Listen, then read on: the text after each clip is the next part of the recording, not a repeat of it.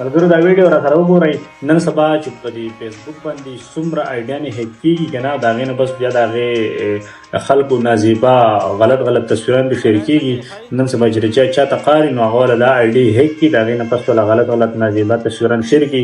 زمونږ پښتنو خو تاسو ته په ښه پته ده چې یو د بل په طرفه نه خوشحالېږي، چې یو بل څومره شرمېږي نو دونه زمونږ پښتانه ټول یو بل خوشحالېږي. نو په دې وجه باندې موږ ټول پښتانه ناکامه یو. نو الله دې خیر وکړي. دا ویډیو را سره وګورئ پوره او زده یې کړئ د زړه نه، او مخې ته یې ډېره شیر کړئ چې هر یو ورور ته پته ولګي او په دې ویډیو په مقصد او په مطلب باندې ځان پوه کړي. ډېره مهرباني.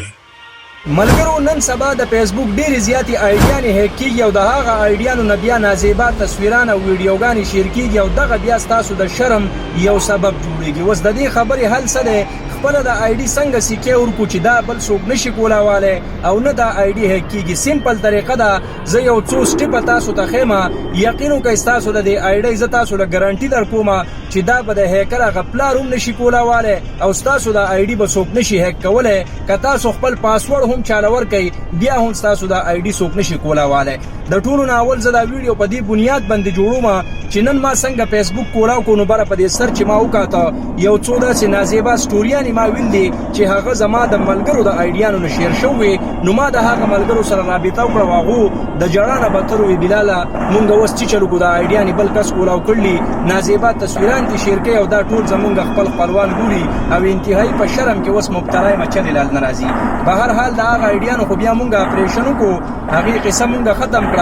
خو ما وی چې زه په دې باندې یوه ویډیو جوړه کړم چې ستاسو د آیډیانې به تاسو څنګه سیکې ورکوئ. ملګرو سمپل طریقه ده. زه چې څنګه تاسو ته وایم هم دغه شانتي کار تاسو کوئ. د ټولو نه اول خپل موبایل راوالی فیسبوک پکې کولاو کوئ.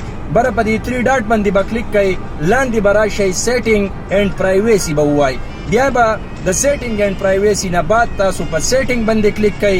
د سیټینګ نه بعد به تاسو په دغه ځای کې وګورئ چې تاسو ته به یې لیکلي پرسنل ډیټیل پاسورډ اینډ سیکیورټي او کته به یې دا نور تفصیل لیکلی. تاسو به په دغه ځای باندې کلیک والی. زه پکې تاسو ته غشی کوم چې تاسو ته اساني په دغه ځای باندې به تاسو کلیک واخلئ.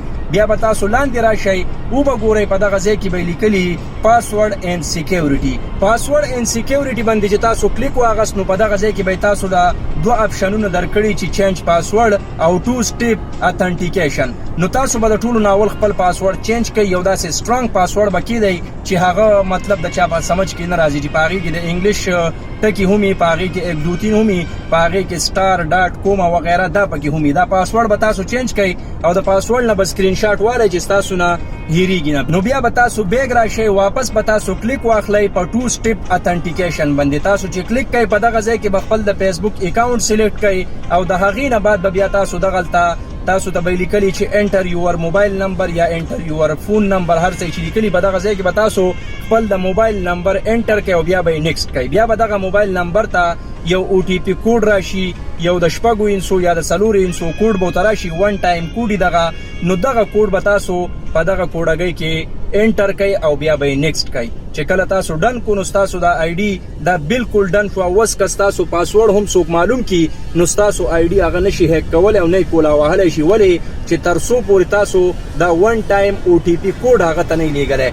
که هغه ستا پاسورډ معلوم هم کړي نو هغه چې کله پاسورډ انټر کړي نو د هغې دغه کوډ به ستا د موبایل دې نمبر ته راځي، ستا دغه سیم ته به راځي. چې دغه کوډ ته هغه ته سینډ کړو نو هغه ستا آیډي کولاولی شي. چې دغه کوډ دی هغه نه یې ورکړی نو هغه یې نشي کولاولی. نو دغه سمپل یو څو سټیپ دي دا فالو کړئ، انشاءالله ستاسو دپاره به